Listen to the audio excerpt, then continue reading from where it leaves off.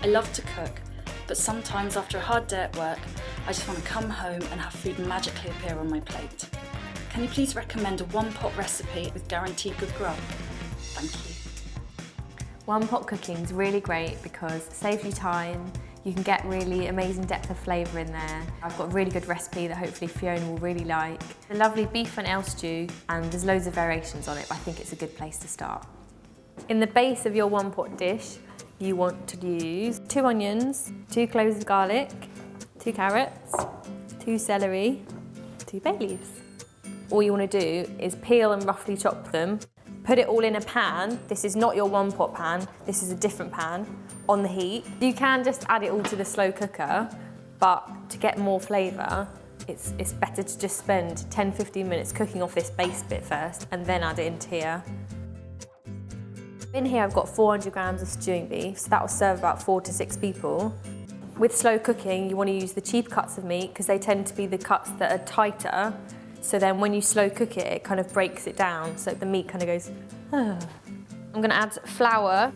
This will coat the beef and also will help thicken the sauce. Salt and pepper is going to go in here too. Just toss it all around so you get nice coating on the beef. And then I'm also going to add this to my base ingredients, just to brown it off for like literally 5 minutes. You can see it's like slightly coloured. Just keeps the flavour in. Fiona, you don't have to do this, but I think it's good to take this time. You know, 20 minutes in total max to cook all this off, to then put it in here, then you can leave it for hours and hours. This one we're doing is beef and ale, which is a classic. You could do chicken and white wine. You could do pork and cider, you could do lamb red wine. So yeah, those are the classic combinations. So this is now ready to go in here. So that's on. Different cookers will have different settings. You probably want it on sort of medium because the lower the setting, the longer the time you can keep it in there for. We're going to add 1 tin of chopped tomatoes. And then some ale, 500 mils. That all goes in. Just give it a mix around. It'll cook off. It won't be sort of alcoholic. Now, I'm just gonna put the lid on, and then that's it. 4 or 5 hours later, done. So this has been cooking for 4 to 5 hours. If you're coming in from work, take the lid off, and then just leave it without the lid on, cooking for 20 minutes, just to thicken it up a bit.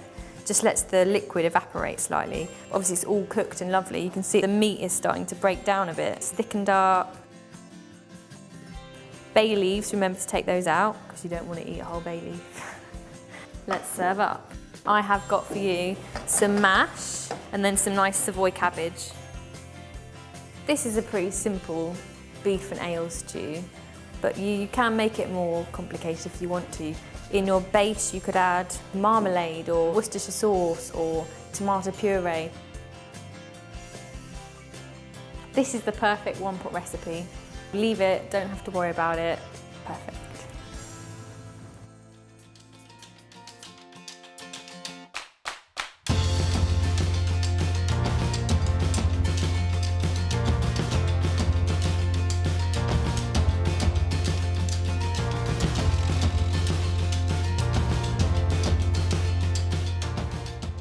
If you have any questions for Jamie's food team, drop it in the comments box below or send us a video response. Alternatively, write an email to foodtube@jamieoliver.com. We would love to hear all your questions, tips and suggestions on any of the topics we talk about. And if you want to get the latest uploads, don't forget to subscribe. We're here to help you too.